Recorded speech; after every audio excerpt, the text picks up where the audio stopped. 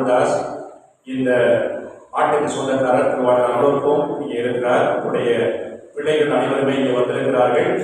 அவருடைய மகனின் ஒருவராக இருக்கக்கூடிய திருவாளர் அருள்தாஸ் அவர்களை அன்போடு சாட்சியம் சொல்ல 30 ஆண்டுகளுக்கு முன்பாக அவர் சிறுவனாக இருந்தபோது இந்த ஆட்டை அவர் மேய்த்துக் கொண்டிருந்தாராம்.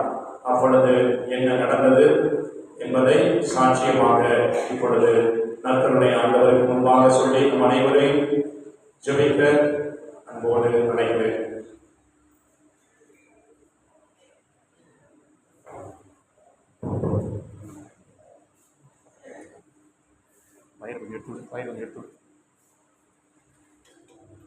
புனித வளர்த்து இவ்வளோ பெரிய விஷயத்தை என்னோட வாயால் சொல்லணும்னா அவர் பிடிமணிக்கிறது பாத வழியில். அதனால் பாதத்தை ஒரு அடி சொல்லணும் தைக்கப்படாது. நான் சின்ன பிள்ளையாக இருக்கும்போது சின்ன குட்டியாக இருக்கும்போதே உடம்பு சரியில்லாமல் தான் இருக்குது.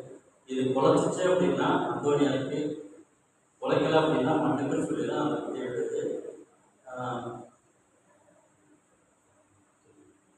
அது வீட்டுக்குள்ள கொஞ்சம் தங்காது. அதனால் அந்த சிறுபிள்ளைகள் கிளம்பி வருவாங்க, அந்த ஆட்டு பின்னாடியே போகும். அதனால என்ன பண்ணோம்னா ஒருத்தக்குட்டியை வச்சு வளர்க்குறது அந்த ஆட்டுக்குட்டி கிளம்பி வருவாங்க. அவங்களை கொடுத்து வளர்க்க சொல்லுவாங்க. பக்கத்தில் உள்ள குறிச்சி காலத்தில் தான் வளர்க்க சொல்லுறது.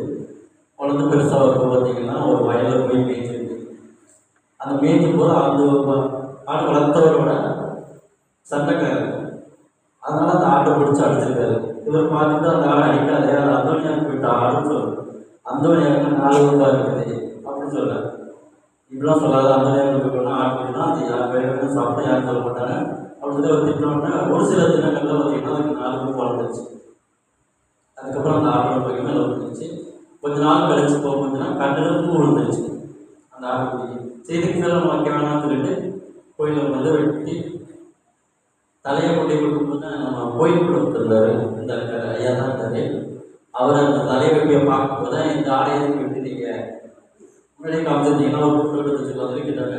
அதனால சரி ஓகே பரவாயில்ல வெட்டிட்டீங்க பரவாயில்ல வந்து அந்த தலையை வந்து ஒரு ஞாபகம் வைக்கிறதுட்டு வச்சாங்க. அவ்வளோதான். அந்தோனியாருக்கு நேர்ந்து விட்ட ஆடு அந்தோனியார் ஆடுனா அதுக்கு 4 ரூபாய் என்ற ஆணவத்தோடு கேட்கப்பட்ட கேள்விக்கு விண்ணக தந்தை நமது பாதுகாவலருக்கு கொடுத்த மிகப்பெரிய பொக்கிஷ பரிசான இந்த 4 கொம்பு. அனைவரும் கரங்களை தட்டி விண்ணக தந்தைக்கு